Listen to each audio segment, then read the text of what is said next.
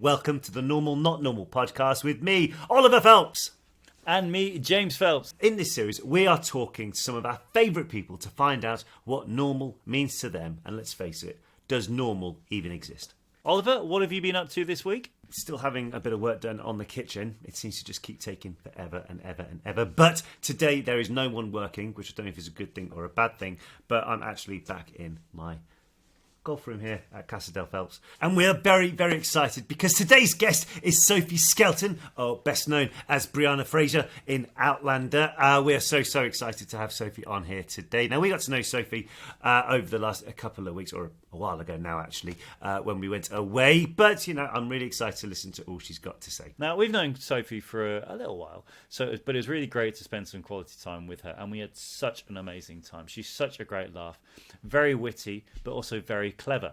With all that being said, let's crack on with chatting to Sophie. Sophie, thanks so much for coming in. How are you, Sophie? Good, thanks. It's been a while. Yeah, very good. So you said you've just before we came on, you said you've just managed to move all your stuff back to Glasgow. What have you been getting up to? Can you talk about that? Yeah, I can't say exactly what it is, but just been doing a film on the coast of Scotland, actually, sort of the border between Scotland and England. So that was fun. It was intense. It was a quick shoot. We had to sort of get everything done pretty quickly. So we were there for just over 2 weeks, but yeah, pretty good. So just managed to get back. Retrieved the monster, and yeah, back in Glasgow for a few days and then head out again. So just settling here, getting life back together a little bit, and then going back to the US actually, first time since lockdown. So that'll be fun. Oh, great! Oh, that'd be Cool. fun. For those listening, Monster, the monster which Sophie's talk about is her Great Dane. Exactly. Who gets bigger every time I see him. I know, he gets bigger every time I see him. I wake up in the morning and I'm like, whoa. Yeah, I'm going to have to start sleeping on the floor because there's just no space for me anywhere. So we've actually just been in Poland together, haven't we? We have. Are you guys over the trauma of hanging out with me for a week yet, or how are you feeling? It was good. I mean, it was seeing different from those. So I'm not going to go into details about some things. Yeah, but it was it was really good fun, and being able to do some film. Have you ever filmed a travel show before? No, I haven't. It was great. You guys are. I think it's going to be a good one. I'm excited for you. Pretty epic. How did you find the schedule in terms of, like, was it how you thought it would be, or was it a bit more intense? Was it a bit more spread out? How would you describe it?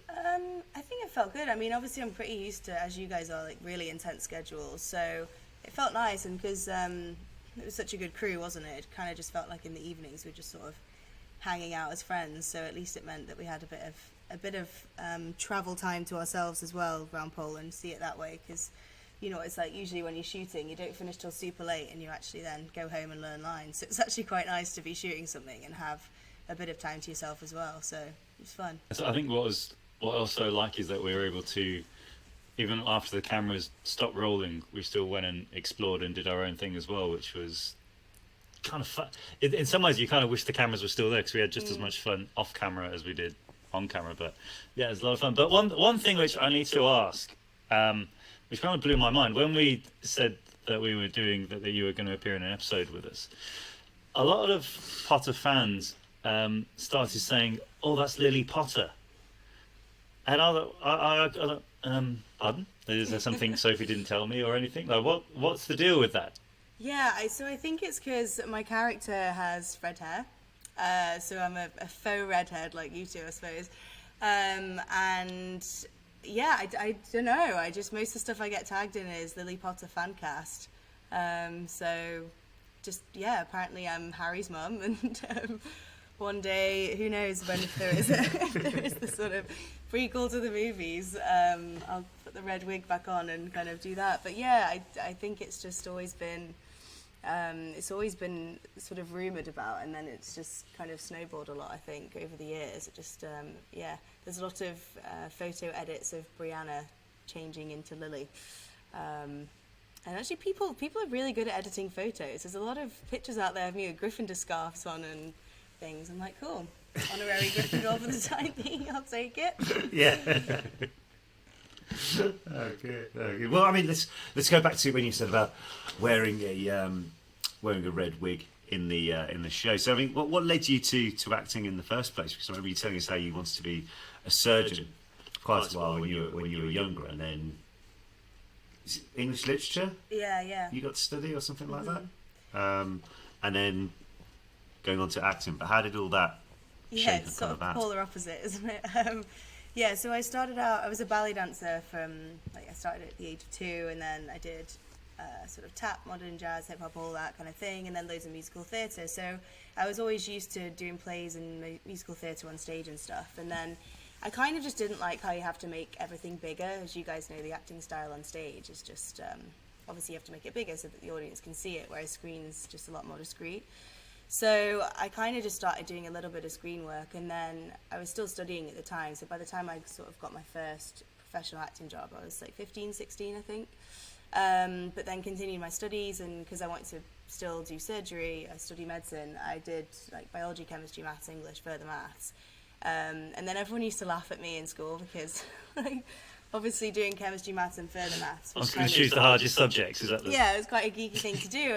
But because I did English, they all used to laugh at me in chemistry. So they were like, oh, can't believe you're doing English instead of physics. Like, So I was sort of the odd one out. And then, we definitely went to different schools, Sophie. I've got to be honest with you. Definitely went to different schools. Yeah, the cool kids didn't doss off in my school. Like, you were cool if you got 100%. What? Go on, Which is the right way to do it. Yeah. Ever expelled? Either of you? No. How rebellious were you then? No. I was nowhere near. I've got a story to tell you off camera if you want, but we'll carry on. Anyway, about you. Faces say differently. Yeah, and then I got into university. I made a deal with my parents that if I sort of just continued acting for a while, I was allowed a year off to defer a year of uni, basically. And it kind of just went from there. One deferral became 3 years deferring, and then I finally called them and said I'm not going. But in the end, it was just sort of I was working so much by that point that I just kind of thought, actually, I don't really fancy going to university for 7 years and having debt when I could just keep working, really. And I love it. I mean, I love my job. I love going to set every day and love the intensity of it. But I do still miss the medical side. And so actually in lockdown, I did, you can do courses online. I did one with Harvard. It's like a neuroscience course online, so I did a bit of that. And then, I'd love to still study it at some point. Not so much to get the degree, but just because I miss the knowledge. But for now, just stick to the screen, I suppose. What type of surgery would it have been that you would have studied? I don't know. I mean, obviously, initially you just do medicine, and then you sort of pick your specialty later. So, who knows? I don't have a very, very steady hand, so neurosurgery probably not, but maybe general. Who knows? I don't know. Would have had to find out what sort of interested me most when I got there. But yeah. And like you say, you seem to be then once you went with acting, you were kind of consistently getting roles, and then in 2018 you broke in after the breakthrough in Outlander. You were named by Variety magazine as one of the top 10 Brits to watch, which, after being off-roading in a 4x4 with you, I'd also add top 10 Brits to hold on to dear life forward in a car with. But after that Variety magazine article, did your relationship with your fans change, and did that affect your personal life, or did you kind of not tell anyone about that? I guess firstly, watch is an ambiguous word, isn't it? So thanks for that, James. I don't know. It's funny now, isn't it? Because I feel like social media is sort of our outlet of information in terms of, unless you post something, I feel like a lot of people don't really cotton on to it. So my family they're not really into the industry, if you like, for want of a better phrase, but they don't really keep in touch with that kind of stuff, or they're not starstruck by things. Actually, more than anything, they just take the mick out of me for most of it. So I don't actually know if they even knew about the Variety thing, but I mean, life definitely changed most dramatically after the Outlander announcement went out, I suppose, and then after Outlander and doing all the press in the US. But I feel like things like that, magazine things and awards and things, is kind of more just a sort of slow build. So I don't really feel the difference hugely, but yeah, it was definitely very, very cool and really touching to be sort of on that list. So. Because did you have to keep when you were casting Alan, did you have to keep that quiet? Yeah, I had to. It was funny because I had my final recall was in LA on the 4th of January. It was actually the first time I'd been to LA. And I'd already had, when I got cast, when I first auditioned for Outlander, it was, I think, 2014, and I didn't hear anything for a year, so I just figured I hadn't got the role. And I was really gutted, actually. There aren't many roles, as you guys know, that kind of really cut deep. If you don't get them, you sort of have to just move on. But with this one, I really, really felt it. And so when the first season of Outlander came out, I was being a bit of a brat, and I was like, I don't even want to watch it. I don't want to know who got the role. And then a year later, the audition came through again, and I was like, I definitely auditioned for this. And they were like, yeah, we actually decided to bring the character into season 2, not season 1, so no one got the role, sort of thing. So then auditioned again, didn't hear of anything for like 3 months, then had a recall. Then a few months later, had a screen test with my co-star, the love interest co-star, and then it was, the January... I can't even think what year, but in the January I then had my final screen test with Katrina, who plays my mum in the show, and that was in LA, but I wasn't allowed to tell anyone. So at Christmas I was in Cheshire at the time with all my family, and one of my brothers lives near my parents near Manchester, and the other one lives in London. And so I told one brother that I was having New Year with the other one, and then told the other one that I was going to the other ones after New Year, so that they would each think that I was in the different place, whereas actually I was just in America and nobody knew. And then even then, when I'd got the role and I was in Scotland, I just had to kind of lie about where I was to everyone. And actually, it's funny, when my agent called me to say that I'd got the role, because it had been such a quick trip to LA, I was really jet-lagged when I got home, so he'd been calling me for about 5 hours, and it was about 1 p.m, and I was still just KO'd in bed. And then, so then I couldn't tell anyone until, I think it was Variety or Vanity Fair did they had the official announcement rights, and that was, I think, the March. So I think we'd already filmed a bit by then. My hair was already red and all of that. And I remember I was in London and I was waiting to get the train back north, and my agent messaged me and said, okay, the release is going out. So I called my brother, who lived in London, and luckily his offices at the time were really near to King's Cross. So I just called him and I was like, bro, like, this announcement's going out, I've got this role, sorry I didn't tell you, but I'm just really nervous about the announcement going out, because I'd kind of already had a talk with one of the producers. They'd sort of said, look, you don't actually have red hair, you don't have blue eyes, and you're not American, like, they're not going to love you initially, basically, like, be warned kind of thing. Social media can be a scary place and there's going to be some hate, so just be warned. He was like, but, we know that once they've seen it, they'll hopefully sort of turn around. But for now, you're not the sort of look of the books, which, as you guys know, people love a book image, and if you're sort of cast very differently, it's not always that palatable initially. So I called my brother and he's like, okay, we'll just come to the offices and I'll just sit with you while it all goes wild. So I went to his office, and he'd never heard of the show, and it was all cool. And then we went to a place near King's Cross and just basically had champagne and watched Twitter go mental. And I've actually still got the little receipt from when my brother and I signed the receipt at the end of dinner. And then, that was pretty much that story. But it was funny because when I called my other brother to tell him, neither of them knew what the show was, and they didn't really care about the fact they were obviously happy for me I'd got a role, but it's not like they were huge fans of the show to care what the role was in. My middle brother, all he said to me was, he was just like, oh, I'm really gutted you felt like you couldn't tell me. I was like, no, bro, it was a secret, I wasn't allowed, but it was really sweet. Yeah, good. Well, I was actually seeing one of my friends the other day, and it's the first time we've actually met up in person for probably like over a year or so, or something like that, and his wife. And she was asking about like where I've been doing and everything like that, and I said, we went to Poland together, and she was like, you went away with Brianna. I was like, is that right? It's not real, mate. She was like, no, honestly, because like, so they've got now a 2-year-old, but when she was off maternity, she was like going through the stuff, the TV stuff, and saying, oh yeah, I quite like a good little period drama. And after about halfway through the first episode, she's like, this is not a normal period drama.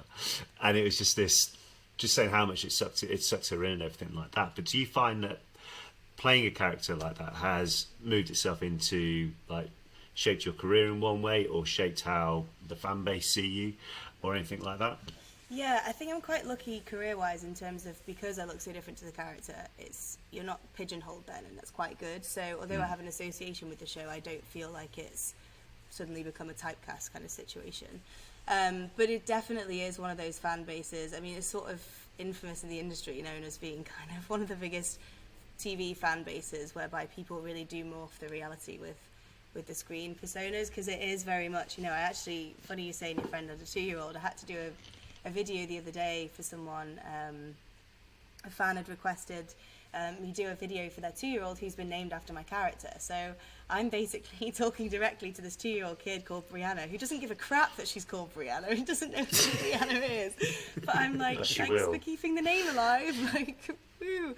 So it was quite funny. But yeah, it definitely does become a little bit blurry lined in terms of where the screen leaves and you start, and that can be, it's amazing and it's really touching to see, but it can also be quite difficult at times, because people reach out to you, especially because I've been working a lot with mental health charity.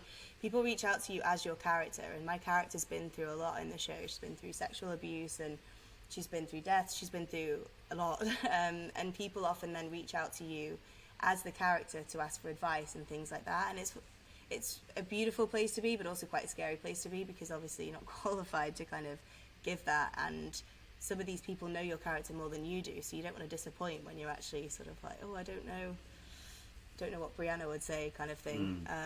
So it is interesting. It's interesting to see. Like you say, I mean, Outlander is a series which doesn't really shy away from violence or anything like that, and I know that you put a warning out on your social media about some of the scenes in season 5 that portray sexual violence. And do you think there's a possible way to find a balance between realism and triggering viewers? Yeah, that is one thing that is a difficult one with the show, because, and I know often it's used as an excuse that, oh, things are set in the past, so we're going to have loads of rape, which it's not a great excuse. But with this book, I mean, as I say, with the show, it is based on books, so there is a lot of rape in the books, and it is set in the past. So although it doesn't mean we need to show it more, it was something that unfortunately happened a lot more sort of openly, if you like, back then. So it's often a hard decision for the producers to make, I think, in terms of how much you stay true to the books and how much we show trauma in different ways and how much we actually do show at all.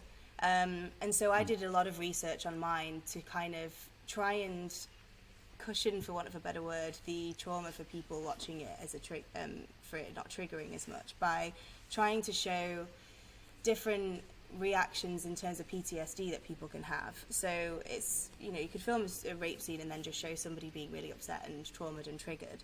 But I thought it'd be really interesting to show sides of it that people don't really know about. So for example, I read loads and I found out that there's this reactionary response called tonic immobility, basically, which is where when somebody is undergoing trauma or a lot with rape, if they have this response, then 50% of them actually, basically their body shuts down. It's like fight or flight mode.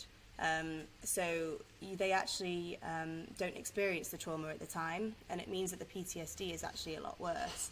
So it's just a really interesting difference that I wanted to show on screen, to basically try and help people understand trauma victims and help trauma victims understand that they're not alone in that response, sort of thing.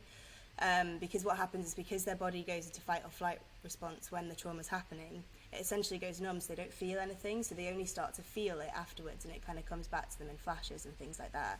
So I think there's ways around it in terms of, to answer your question, like just showing it in different ways, whereby then people don't just feel like they're being inundated with rape. It's actually educational at the same time, because I think it gets rid of a lot of the stereotypes of how rape happens and how responses and triggers and PTSD shows itself, because there are many different ways. So hopefully it's been good in that sense, the show, to kind of sort of educate and help. And did the production team or anyone mention that to you before you filmed it, or like in terms of like the research, or was that something you did on your own back and just thought, no, I need to do it justice, not just to the character but also to other people who've experienced something like this? Yeah, the research was something I just chose to do on my own, actually, because initially it was sort of, I was trying to find out how people when the rape's actually happening, kind of how people do respond, you know, whether their eyes are open, whether they're closed, what people had said was going through their heads. So I watched so many YouTube interviews and interviewed people who'd been through it and asked them about their aftermath, how they felt during the time. And there was actually this one article I found about this girl who said that she just wanted to unzip her skin from her body, and it was so poignant, that image, to me, and it really affected me, that I kind of just wanted to make sure that I really did justice to people who'd been through it and didn't just go through the motions of acting it. So yeah, I kind of just delved into the research of that and found out about atomic immobility. But as you say, I think that is the notion to it, I suppose, as you say, doing justice to it. And also as a performer, you want to portray the most realistic sense to it. But then in terms of, like, obviously putting on your social media accounts, like your Instagram, your Twitter, a warning about it. Yeah. Which is still, which is good, because some people aren't prepared to look at it. And it's a case of where sometimes on social media you're suddenly just shown something that you're not prepared for, or, you know, want to see, or something like that. And I know that in one of your interviews once you said that Instagram is a damaging platform. And I can definitely see where you're coming from that. I mean, there's first question is, can you tell us more about what you meant when you said that? But also, like, just another notion is that we saw it in terms of what the other side of it when we were in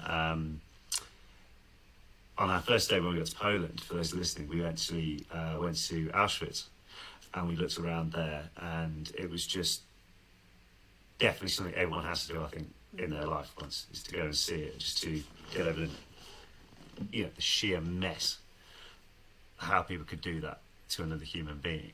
But can you remember those 3 girls who were on the train tracks in Dachau? Yeah, well, us 3, that made us pretty angry, didn't it? Yeah.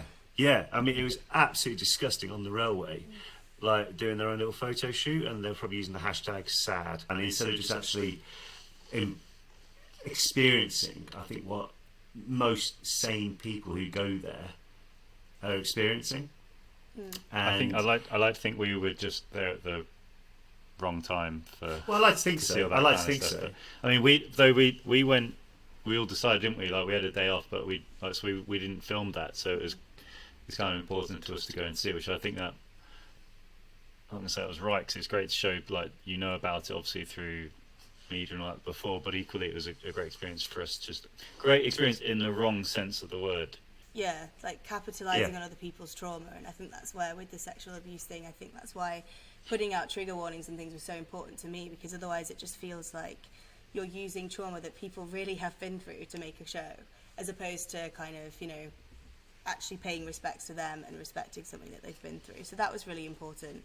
And then, it's funny, because I try and reply to people on posts and things, but the sexual trauma ones are the ones where actually, like, I'll spend hours just sat going through, liking every comment and trying to reply to people who've been through it, because I do just feel like people feel so passionately about the show, and then I feel like to touch on a subject that's so sensitive to them and then just kind of leave them hanging and leave them to kind of deal with the aftermath themselves is heartbreaking. So I do think there is a kind of responsibility there, and I think it is important. But it's like you said with the Auschwitz thing, it should almost be, and it's a shame, but it should almost be one of those places where you just shouldn't be allowed phones sometimes, and that is what you were saying about how I feel about social media sometimes. It just feels like now people just have a right to information all the time. You know, you'll be out and people just video you, and then the next thing you know, it's on a platform or on something, and it's just like, there's, unfortunately, sometimes the element of respect has just kind of gone, hasn't it? Yeah, and then you look at like other things I saw where I think it was Ray-Bans have just brought out a brand of glasses which has got cameras in, and they'll, like, so you can live stream. It's scary, isn't it? Like, where is? Yeah. Do you know what I mean? Like that is really creepy, and without going down a rabbit hole here of ethics, that could definitely be used in the wrong way. It was the first thing I thought, because it's funny, isn't it, working in film and stuff, if we ever have extras or something, people have to sign a waiver, don't they, of like, yes, you can use my face. But now it's kind of like, your face is all over social media anyway, whether you like it or not. It's like, yeah, that's it. I mean, like, you've got like GIFs and stuff like that with you all on it, and it's quite some of them I've seen of us is just completely random. Funny, really? But really random. One of my favourite ones of you guys was, you were doing an interview with somebody, and she said about the casting process And she's like, "Oh, they were really lucky to get yeah. you two who look alike." And she was like, "You just said, I think it was you, Ollie. You were like, yeah, we just met at the audition or something." Or it was so funny. I haven't watched it in a while. But it's a really funny video. Yeah, I stand by that. Ask silly questions, get silly answers. I wish that you could see. Yeah, but the best thing was the like their producer and our like the head of publicity, the other side of the camera, just like no. Stop. When we were away, you were very easy to go into an American accent like that. Very. Yes, like trying to get us into a bar which was closed. Which didn't really work. Yeah, I was pretending to be a publicist. I was like, "You don't understand. Like, these guys, you have to let them in. You want them in here, believe me." I think I was standing doing Beavis and Butthead in the background as well. But what I was getting is that you've literally mastered the accent by watching Friends. I remember you saying that. So what was it like? So obviously you watched thousands of hours worth of Friends for research, obviously. When you watched the reunion last year, what did you think of that? Yeah. I mean, growing up, all I would do is watch Friends. At least now I have an excuse for the fact that I just spent hours sort of waiting away in front of the TV. Yeah, I don't know. It was funny because I kind of, initially when I'd heard the reunion, I'm sure like most people, I kind of thought, yay, it's going to be another episode, sort of actual episode. And then obviously on hearing it was them talking about the show and how it was made, I was kind of intrigued. So I feel like on that side of it, it really delivered because it was actually really interesting to see them talk about the whole process in terms of how their lives are changing things. And obviously because I was quite young when Friends came out, I wasn't aware of like the Rolling Stones covers and all the stuff that had really happened at the time. For me, I just came into it later and it was already an established show. So I thought it was great. I just felt, I don't know, do you know what really upset me about the reunion is that none of them could remember Mr. Heckle's name. And I just felt really bad for the actor coming on. And it was like, oh, come on, guys. He was in season 1 with you. He established the show with you. And you can't even remember his character name, poor guy. It really broke my heart a little bit. But apart from that, do you think it's one of those, though? Do you think it's one of those where they remember his name, like his actual name, but not the character? Yeah, maybe. I hope so. Thanks, James. I like that you're looking at the bright side of that. Yeah, that was really good, though. Yeah. How many times have you done that? Someone's talking to you about a character and you think, I have no idea who that character is, and then you remember that you know their actual name. I've definitely done that kind of with a couple of your co-stars, I think. Where like I've met them and thought I've worked with them, and then realised that I haven't. I'm just a big fan, and I was like, oh, they were very polite about it. I think it was actually at the BAFTAs, and I was like, oh, dude, so good to see you again. He's like, oh, so nice to see you too. And then I was sat there staring at his face for like half an hour, and I was like, oh no, we've actually never met. But bless him, he pretended. Do you remember who that was? No.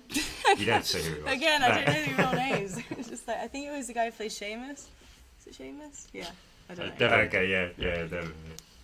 I was going to ask about your Remy Malek story. It was at a Golden Globes event with Remy Malek, and bearing in mind my co-star had already offended him because she'd got him mixed up because obviously they're twins, he and his brother, and one of them had a moustache that evening and one didn't, but I think she was a little tipsy and couldn't tell them apart, so she'd already made a bad impression on the Outlander front, and then I go up and I'm like, oh, Remy, mate, it's so good to see you. I was like, I just want to say, like, you're really good in iRobot and Pacific Rim. And he's like, do you mean Mr. Robot and the Pacific? I was like, yes.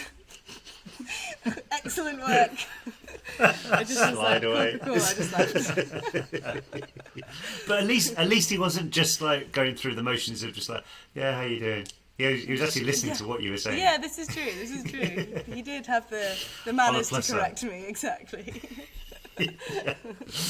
Anyway, now I'm going to paint you in a good light. Because you tell us about Sophie's charity and why you specifically chose to support people suffering from Crohn's and use ulcerative colitis. That's it. Mumble your way through it. It works. I'm better with it. You can tell I distinctly didn't do science very well at school, don't you? Yeah, it's actually because a family member really close to me suffered with it, and it actually changed their life when they were about 17 and sort of dictated the rest of their life a bit. And it was sort of the first time I'd ever seen that family member cry, and I just remember it really hit really hard for me. And I felt like from living in America for a really long time, Crohn's, it seems to be one of those things that, you know what American commercials are like? It's one is for a prescription drug, and then the next one's for a lawyer, and then if you've used the prescription drug and that sort of thing. And there were so many commercials for Crohn's, and it really hit hard for me because it made it look like such a blasé illness whereby it's like, take this pill and you'll be fine. It just makes it look like it's a sort of runny tummy situation and it can be solved. But actually it's a lot of people who have it end up with bowel cancer, and it's a really severe disease, and it does change your life and it does dictate your life, and it's not solved through such simple solutions.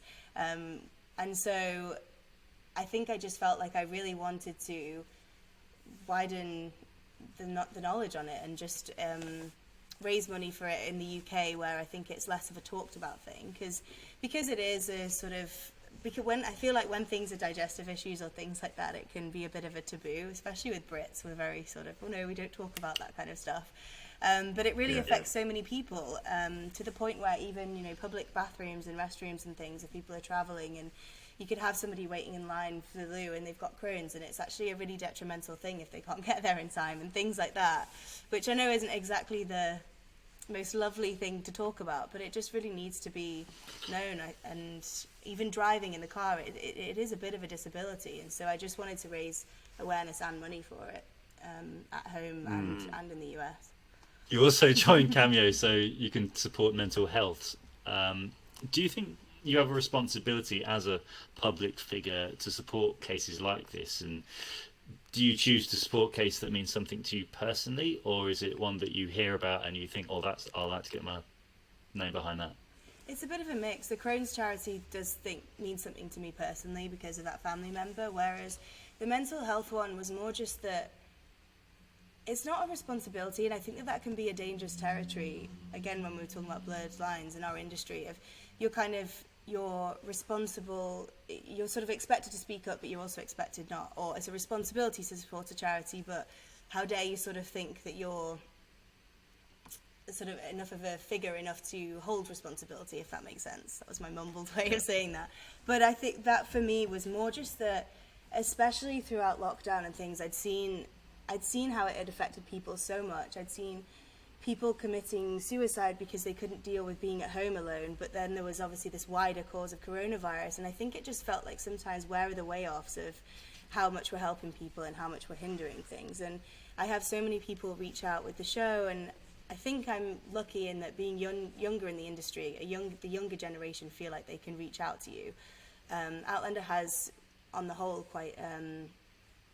for a while it had an older age fan base, and since my character and my co-star have come in, it's really started to broaden, and we've got a lot of younger viewers coming in. And so it's not so much a responsibility, I feel, it's more just that I actually feel very, very protective and very sympathetic to people who are going through things like that, and I actually just really wanted to help. And I more just feel that I wouldn't really forgive myself if I know that there's fans of the show reaching out to you and you don't actually help them when they need it. And again, like I said before, it's not like I'm qualified, but I get a lot of suicide notes and suicide letters sent, and girls really reaching out who've been through the same thing Brianna's been through, or who are struggling with social media or how they look or how they feel and everything. And so I just feel like if I don't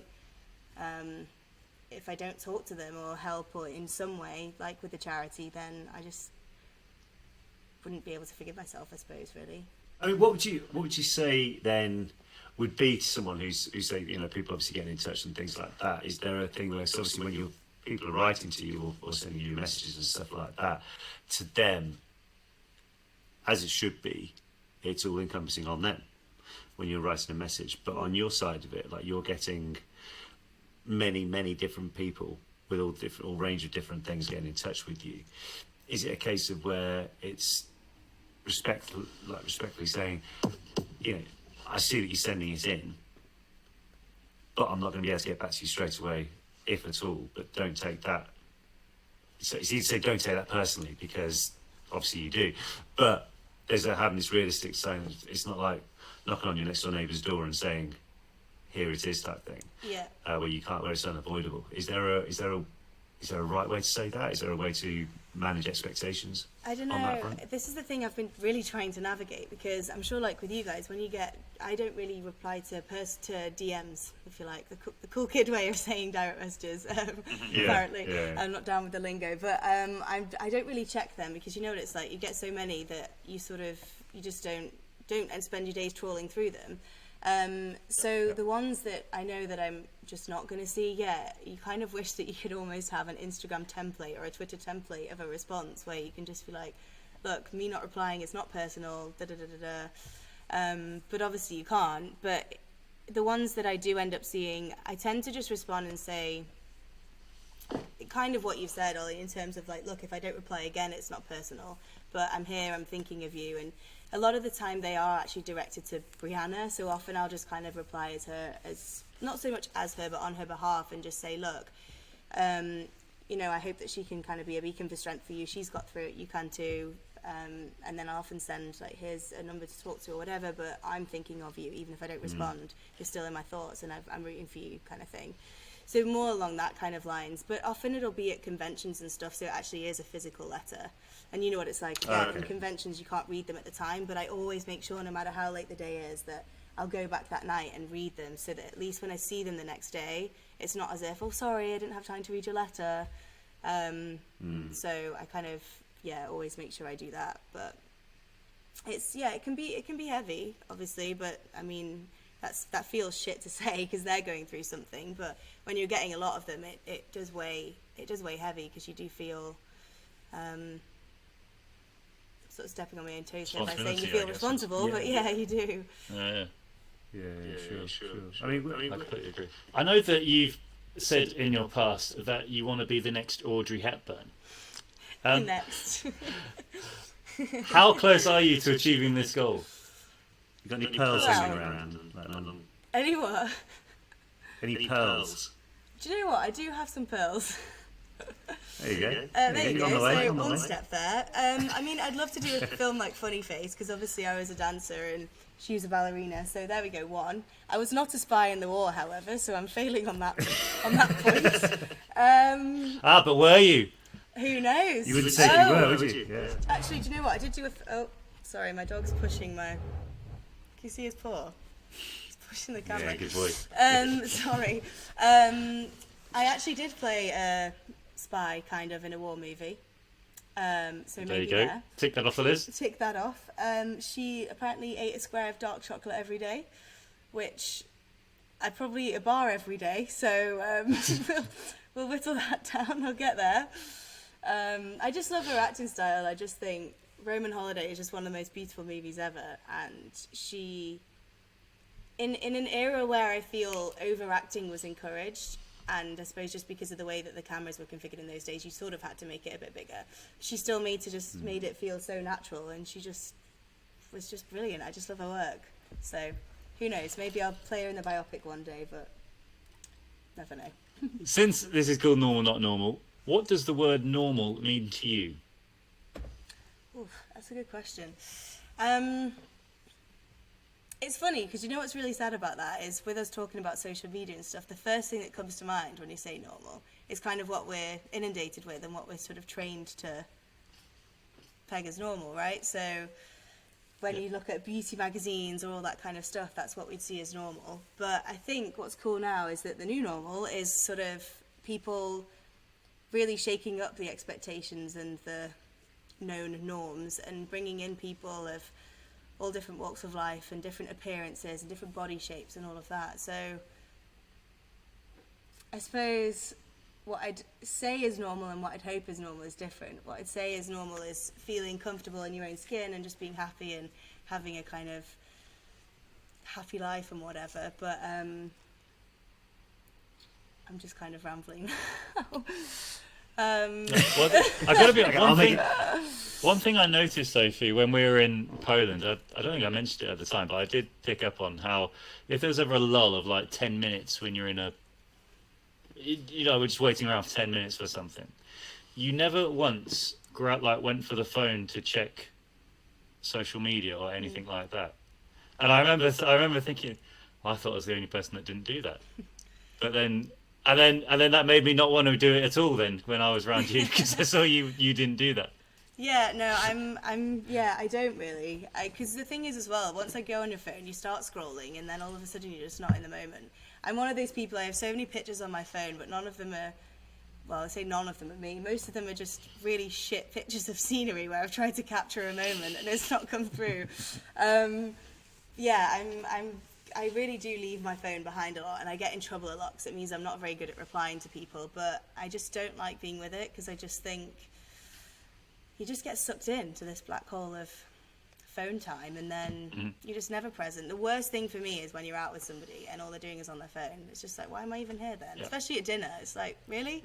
His Instagram, it just becomes mechanical, doesn't it? Just this sort of muscle memory scroll. My pals and I play the game. If the first one to bring their phone out has to pay for dinner. Oh, I remember you saying that. That's a good challenge. Yeah. I like that. There is one instance though when you can have your phone out. Here it is.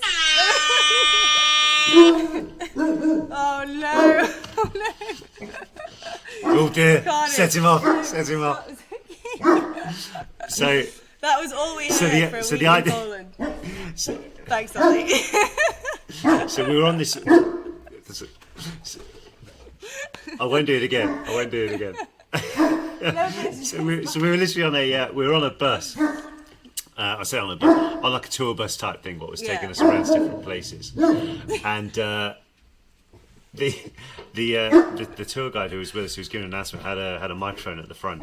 Yeah. And I don't know why, but it just came out like he was freestyling. Oh, yeah, he was. Very something like that, and then the in joke. Anyway, getting back to it, if you can still hear yourself think. Well, better than his freestyling was your stories, though. What would you say is the most normal thing about you? Do you know what? I washed my bedding last night and I was putting the bed sheets back on today, and I thought the most normal thing about me is probably that I absolutely hate putting bedding back on the bed. It's the worst thing ever. If there's any household task, it's putting a fitted sheet on a mattress because it never fits, and I hate it. So what would you say is the least normal thing about you? Most things, probably. I can do the Titanic trick that she does where she goes on her toes in the one of the final scenes. When did you learn you can do that? Well, I guess because I started ballet at 2, and then you start on point at like 10 or 11. And then one day I was just like, ooh, let's try without the point shoes, see what happens. It's not very comfortable, but yeah. So probably about 10 or 11, I guess. Figure out I could do that. Yeah. And I also hate guacamole, which is not very normal. Guacamole, passionately. I feel like it's such a trend, and I hate it. Yeah. I thought you said rock and roll. Oh, no. No, I thought you said that then. Love rock and roll. Okay. Yeah. Anyway, how do you hate that when you've been in LA? They've got amazing guacamole. No, but I don't get it. It's like I don't need my avocado mushed up. I'm not a child. Like I don't understand it. It messes with my head. Fair point. Thank you. So Sophie, I've got these quick-fire questions. Loka can join in if needed, just so there's no problem with him speaking. He's decided to. What is your favourite book? Jane Eyre. What is your favourite food? Dragon fruit. That's such a random answer to that question, but dragon fruit. I love a dragon fruit. You've had one? It's great. They don't taste of anything. No, but they do. You just got to get the right one. It's like a lucky dip. You've eaten a lot of dragon fruit. What is your favourite song? Wash Away by Joe Purdy. Your favourite film? Good Will Hunting. And your favourite quote? Okay, so this probably isn't the best quote ever, but it's just the most usable in life, is from Brooklyn Nine-Nine when Peralta goes, cool. That will work very nicely. Could be used anytime, any place. I like how you got the Just for the people listening on audio, so you've got the head movement down to a T as well. Oh yeah, I look like the Churchill nodding dog that people used to have in their cars. Sophie, thank you so much for joining us this week. Really enjoyed it. Is there anything else that you want to talk about? No, I think that's everything. Just apologies for the added guest there. Pets are always welcome, especially Ollie dogs. and his horn strikes again. You know what? I'm tempted to do it again, but I won't. God, you can now. You're leaving, so just leave me with the mouth. Yeah. Have a knock on the door later. Yeah. Sophie, early on today, it was going. Yeah. No, I could I'm not actually going to do imagine that. you But what I coming will all the say way is to thank you. Glasgow just to do the horn at my door. I could so imagine you doing that. Yeah. Delivery. Oh, boo. You never know. You never know. know. But anyway, look, seriously, though, thanks you so much, so for spending some time with us today, and just having a good catch up. Thank you guys, the best. Appreciate it. But that was a lot of fun, wasn't it? I really enjoyed catching up with Sophie again. Yeah, she's always good fun to listen to and speak to, and just she's one of those people that's good at everything. She reminds me a lot of our pal Luke Youngblood, who is exactly the same way. Sophie could have gone into being a professional ballet dancer. She could have gone into a top doctor or surgeon or anything. English lit, she could have been a top professor, probably at one of the top universities. She is now a top actress. Amazing person, really humble, really down to earth, and we were very lucky to have spent quite a bit of time with her when we were filming in Poland recently, but also just casual interaction since, as she's been such a great person, and I'm so glad that she was able to join us on the show. Yes, exactly. And especially seeing how her dog went absolutely mental when the air horn went off. Feel a bit Yes, bad about Luca that. is rather cool, isn't he? In fact, can I... so I thought, since I know about Luca and how he's a Great Dane, I thought I could do my Did You Know this week about the Great Dane breed. Ooh, okay. So, the Great Dane. Did you know it's actually German, not Danish? That's right. The breed is thought to have been around for well over 400 years, and they're a descendant of mastiff dogs, and they're bred for German nobility to protect their country estates and help hunt for wild boar whilst there. That's why they're so big. Wow. Yep. Gosh. Nowadays, they're primarily family pets, and despite their size, they've become very popular in city dwellers. And is obviously a very good guard dog to have as well. As you can also hear from Loka in that show, they like to speak very loudly when given half the chance. They're also very loving, but you need to be very strict with training with them, because they could happily go and do what they want otherwise. Yes, and they will get away with it as they weigh about 40 to 50 kilos. About one, I remember. So my pal Elliot his mum and dad live on quite a busy road, and they've got a 6-foot wall outside, but they've got a couple of Great Danes. And one day a guy was walking down the street, and the dog heard this person, jumped up on the fence, and this fence is 6 foot. When a Great Dane stands on its back legs, it's going on 6.5 feet, 7 feet tall. So all of a sudden this guy was met with this head just sticking over the top of the fence, and the guy almost jumped in the road and got... Anyway, he lived. It was all fine and funny. He didn't go squash. He didn't go squash, but that's put a bit of a thing up. So they're very playful dogs, a very lovely breed, and they grow very quickly. Because I remember when we speak to Sophie in the summer, he was a little puppy, and now he's a very, very big puppy. Very Anyway, cool. random Very Did You Know cool stuff. facts this week about Great Danes. I quite like that. There's certain subjects about dogs, as you know, I'm a dog person. Yes. By the way, last year I was saying about how I was babysitting, and I'm a dog person. I don't have any children, so I was playing fetch with a ball, and apparently it is a known thing. People do that with their kids. So there we are. Well, fetch. Yeah, throw a ball and the kid will bring it back to you. Fair enough. But anyway, Give it a guys, thank you so much. Yes, if you're listening and think, oh, what shall I do with my children today? On the advice of James Phelps, get a ball, go to the park and just throw kick it. Yeah, but you probably need an attentive kid though, because what if the kid goes, no, I'm going to go play area, goes this way, and the ball is way over there? No, that doesn't happen. Trust me, it's a magic ball. Right, okay, because I mean, it's just a slight difference that may happen here, because obviously dogs don't care about a slide or a climbing frame. Oh.